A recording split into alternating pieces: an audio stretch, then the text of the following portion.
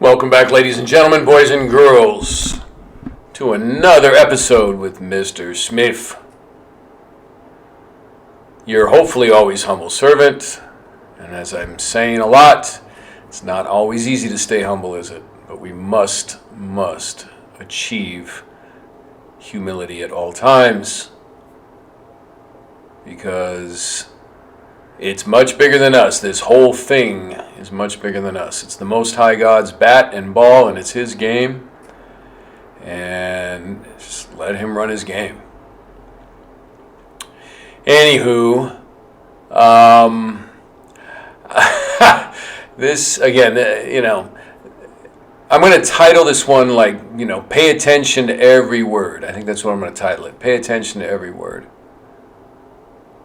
Because when they make up things like what you see on the screen there, they're paying attention to everything they say, please. So what do you see on the screen there, right? You see a mandated reporter training child abuse training video. And I cut it out because I don't want the company to be known or anything like that. But, okay, and it talks about forms of child abuse, right? And it goes into it. Physical abuse, emotional mistreatment, sexual abuse, assault, neglect, and exploitation. Now, when I was going through this,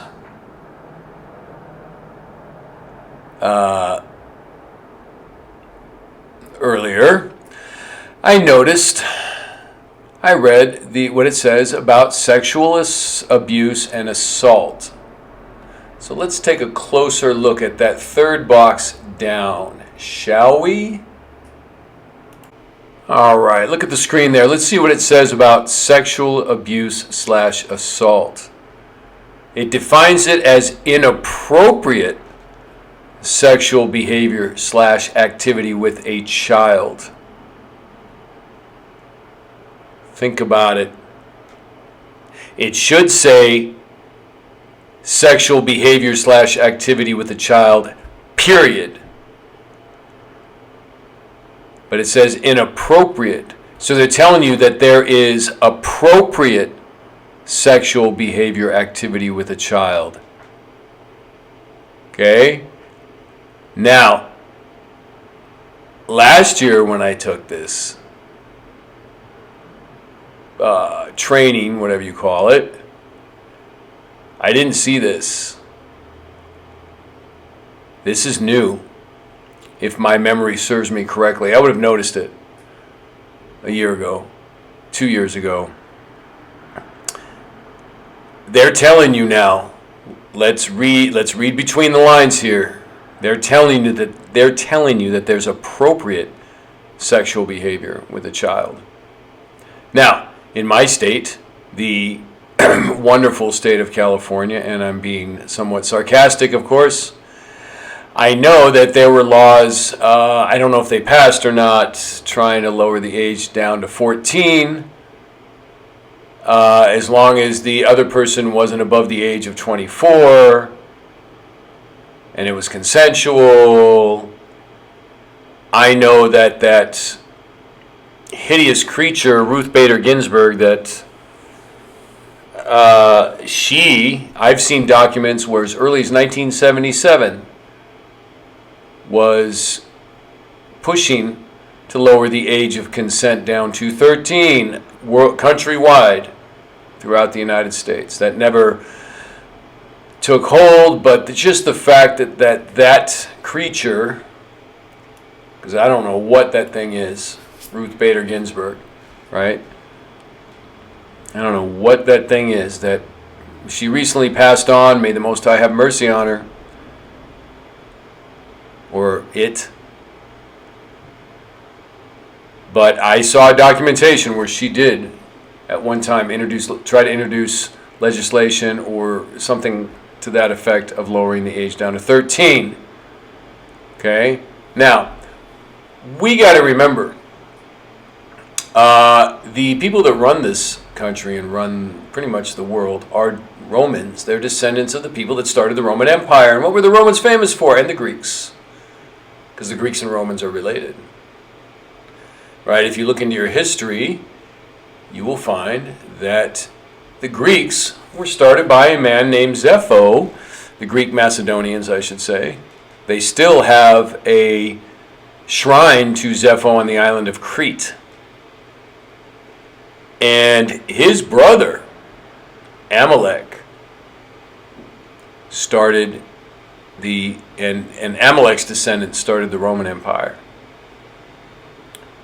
And what were they famous for? Pederasty. Lord have mercy. Now, and as a society gets more and more morally bankrupt, and as we start to slowly get indoctrinated into accepting their perversion, which is what this is, right? Because this is a training video for people who are supposed to protect children and the public. Okay?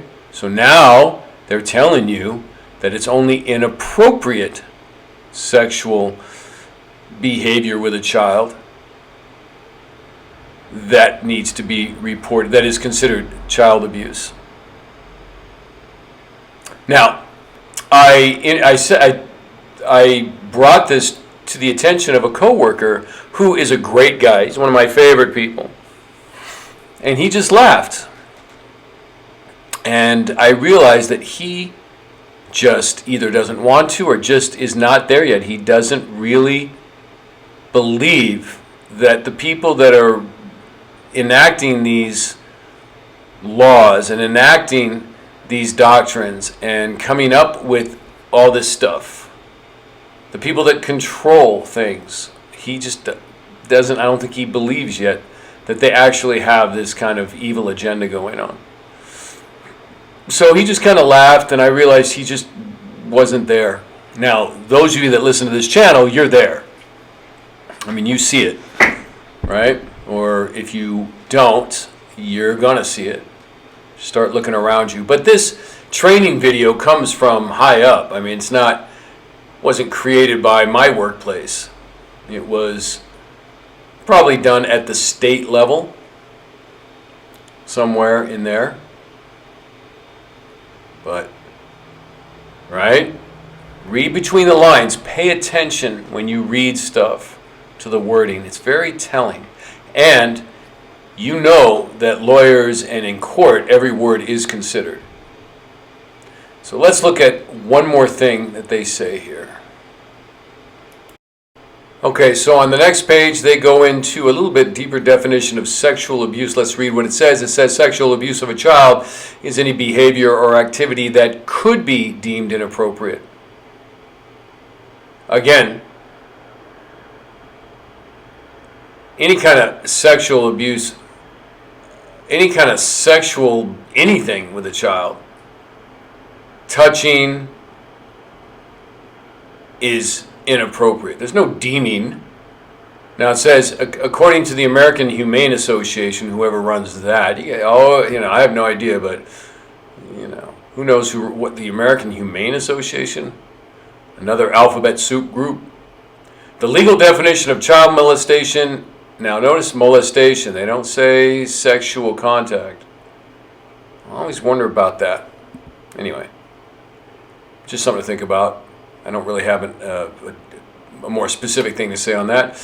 But it says, is an act of a person, adult, or child who forces, coerces, or threatens a child to have any form of sexual contact or to engage in any type of sexual activity at the perpetrator's direction.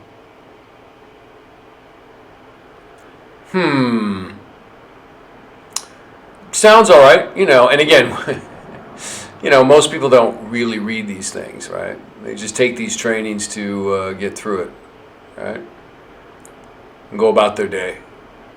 But what about a child that agrees to be touched because he or she does not know any better and thinks it's appropriate and trust the adults? Or the child agrees to touch the other person. That's not forcing, coercing, threatening. So would that be considered sexual abuse under this definition? So what I'm getting at is a child predator or a pedophile could if they're good, get the kid to say, okay, yeah, I want to do it. And then they could get out of it legally, right? They could get out of sexual abuse charges legally because they didn't force, coerce, or threaten. Now, I am not a lawyer that is an expert at these types of situations. So if anybody has any comments about it to enlighten me, I would appreciate it. But I think those of you that are starting out as parents, please pay attention to what's going on at your schools, everywhere. Schools, wherever your kids are going to be. You know, you might want to pay attention a little bit more and protect your children. Anyway, I just thought I'd bring this to your attention. This is your humble servant. Please read every detail, and especially when it's something serious like this. And well, have a blessed day. And please like and subscribe. It would really help me out. And we'll see you next time.